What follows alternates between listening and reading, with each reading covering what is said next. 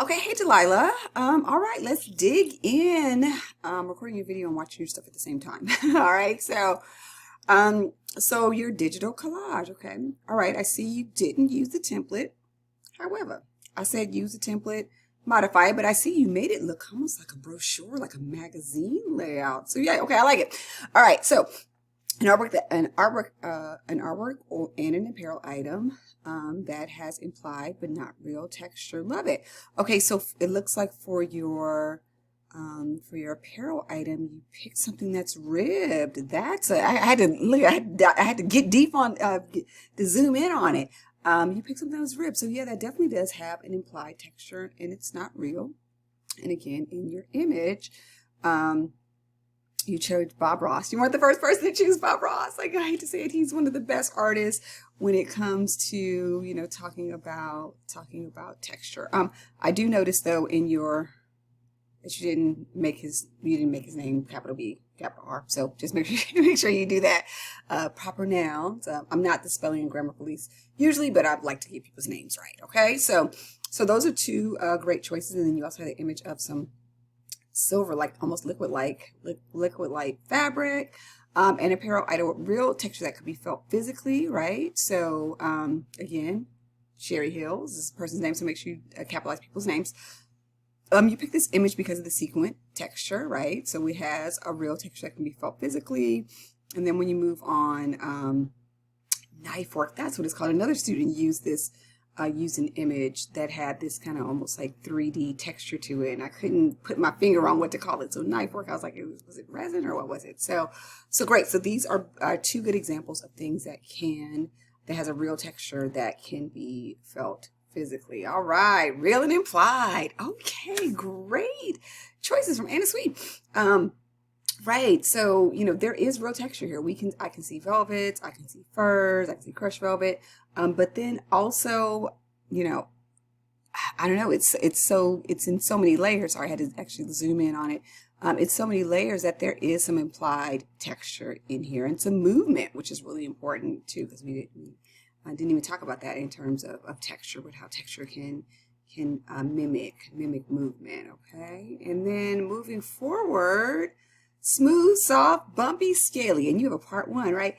It's interesting. I had another student use tile. Actually, she used mosaic, but you actually picked a scaly tile, right? That's beautiful, by the way.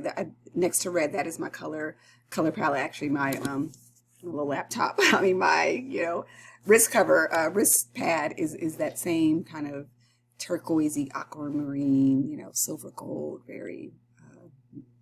very marble-esque. So I like that you broke it up into two slides. So you talked about the smooth. Another student used that sculpture as well, which is interesting. And then for bumpy, man, it's almost like that's that it's like a maze. I mean, I hate to say it that way. That's a good way to describe it. Like, this is a really interesting image because it's wet, but it looks like it's hard at the same time. So great. These were great selections. Okay, and then you moved up into clothing. You had the issue. It looks like with your layout. It's interesting. Another one of your classmates also used the image of the spiky dress, but you picked some things that definitely fit the bill. So you picked some soft, some smooth. You can't go wrong with silk. It is the smoothest of all the textures. But good choice. You have bumpy in here. Good choices, and excellently executed as well. So you gave me plenty of sources. I know where you got all of your images from. You modified the template in a way that this is almost publishable, right? It's ready to be in a book someplace. So thanks. So great job, Delilah. Okay, hey Danielle. I'm diving in. I'm actually looking at I have your video. Your project. I cannot get it out. Your assignment is off to the side. So as you're looking at the recording, I'm scrolling through the pages too. So some images that you pulled here. You pulled in a fur coat. Okay, so when I was asking for real versus implied, you pulled in real fur versus fake fur. I was looking for texture that something that looked like it had texture, but it actually didn't. And what I'm going to do is I'm going to go back to one of your classmates. I probably shouldn't do that. I shouldn't go back to one of your classmates. Never mind. Let me not do that piece. But go back and look at the lecture when I talk about real versus implied, because I wasn't necessarily thinking of real fur versus fake fur. I was really thinking of something that looks like it has a texture on it, but it really doesn't. You know, almost like, sorry, I'm going to pull out another pair of my glasses here, right? So they look like they have texture on them because of the print, but they really don't, right? So the implication. So that's what I was looking for in this slide, okay? Moving forward, things that could be felt physically, right? So in this looks like the image that you put, that you use, looks like it may be a tapestry, and it does have a woven texture, but it also looks like it could be velvet at the same time. It's probably a silk tapestry. I'd be really interested to see the bigger picture of it, to see what that is. And the shirt here, I'm not exactly sure why you use this image. So some more explanation would have been helpful for this. Okay. All right. Moving forward, can't go wrong with our boy Vincent Van Gogh. All right. A lot of students used him. I appreciate they use images other than what I included in the class. But yeah, he does this period in his life. He was doing the brush stroke, so we could see the texture. And then your garment, you pick something that was, it looks like it's, sorry, I'm going to zoom in on it. It looks like it's ribbed, so it has an appearance of texture and probably some real texture in it if we were to touch it. Okay. All right. Moving forward. Oh, I need something. Okay, something bumpy and scaly. So you picked a pair of boots. Great. They are scaly, reptile skin and scaly, and you picked something bumpy in this. It looks like it's a tile or a little relief. So that does have a bumpy nature in it. You missed the smooth that was in there, and the soft, because I asked for those as well. So that's going to be a little bit reflective in the grade. And you know, remember, these aesthetic experiences are for you to, in part, use your lexicon, right? We've talked about that. Use the words that you know that describes fashion, right? So I needed more explanation for what you included. Okay. All right. So if you have any questions, hit me up in the comments, and we can either comment back and forth to each other, or we can set up a meeting if you can stop by during visiting hours. We can set up a one-on-one if you have more questions. But you still have time to practice. We have 2 more aesthetic experience activities before this class is over, so you have time to practice this skill of using your lexicon. Okay. All right. See ya. All right. Hey, Zach. All right. Texture digital collage. Listen, I'm seeing streetwear, sneakerhead in the building. So I love it. Okay. So let's see what you got. All right. Why these images? Okay. I like that you picked 2 of similar type images, right?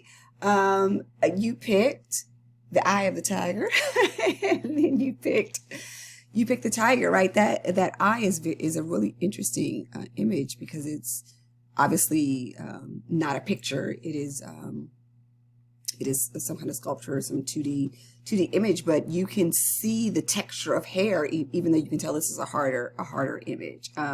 And then on your garment, the implied texture is the texture of the lion's mane. So these are good choices. Okay. Moving forward, a real texture that can be felt physically, right? Again, can't go wrong with corduroy pant. That is a real textured garment. It's one of the few, like, truly, it's like the texture garment that everybody should think about first, right? Because corduroy is just in the nature itself. It's texture boucle too. There's more. There's others too, but corduroy is probably the most common that most people know. No, and this sad face that you have in your artwork, right? It does have a texture of bumpiness, and it looks like, I'm sorry, I'm going to zoom in. That's why I'm just looking into the camera. It looks like it may be pills. That's interesting. Yeah, it looks like it's some kind of pills to form this image. So yeah, that's a great optical illusion almost, right? And that's what the implied the implied texture. I'm sorry, with the texture, real texture, would feel like. Okay, and then moving forward, a combination of real and implied texture. Great. I love that yours had a theme too. Like everybody, other classmates kind of pick stuff from everywhere, but yours has a theme. Yours has a streetwear theme. I love it. I know that's your aesthetic. So, so yeah, this is a good combination of the hard rocks, the soft, kind of weeds, shining through, and the texture of the Supreme, barn jacket on the other side. Oh wow. Okay, so this is really interesting. I love this image of, gosh, I don't know what it. I hate to say it, I don't know what this is. It kind of looks like it could be like pantyhose, but it could be salami, it could be fabric. Like, right? That's a really interesting picture. So I love that. So let's see. So I wanted something bumpy, something smooth, something soft, and something scaly. What I would have liked for you to do is to give me some more. Well, first of all, there's only 2 images here. I asked for 4 things, but to give me some explanation as to why you use these images, because I can kind of I get that the shoes could be smooth and soft, they could be scaly, but this other image, like I said, that I can't quite figure out what it is really interesting too. So it'd have been nice to have some commentary on that too. Okay, so keep that in mind when we move to our next aesthetic experience activity, which will be after our midterm, after spring break. But we have 2 more, so you have 2 more chances to master this skill. All right, good job.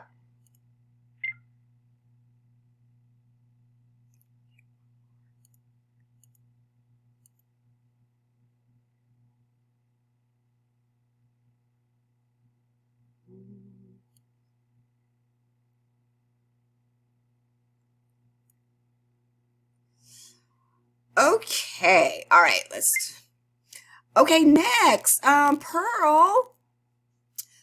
Pearl, great example here for me. Okay, Pearl, I had to start recording over. I started talking, then my computer died. Okay, so we're only on page 1, right? So let me scroll down. I'm actually looking at your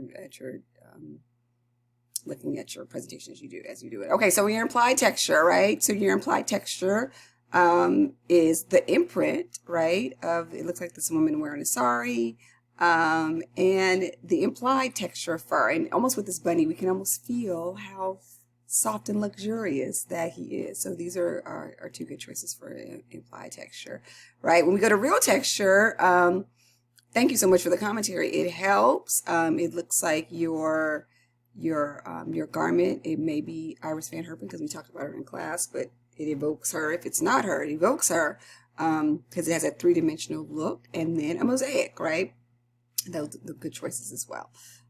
Real and implied, a lot of your classmates use Van Gogh because we talked about him in class, and Iris Van Herpen, but these are examples that no one else has used, so thank you for sourcing some new stuff.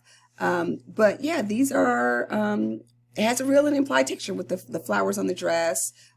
So it's ethereal. It feels like there's some smoothness, but also some bumpiness to it. It evokes that piece of nature. And actually your 2 images kind of go together because the image on the bottom, the painting, has a texture in it as well. And they're similar colors. So that was good. Okay. I'm at the end, right? And you missed some stuff. I hate to say it, you missed a whole slide. I asked for something scaly and bumpy and smooth, and you didn't give me those. So it will be reflected in your grade. What you gave me was a fair start, but you missed some pieces. I needed you to make that last final connection. Okay. All right. If you have any questions, hit me up in the comments. And then we can talk back and forth via the comments, okay? Or we can meet during visiting hours, or we can schedule one-on-one, whatever works for you, okay? All right, thanks.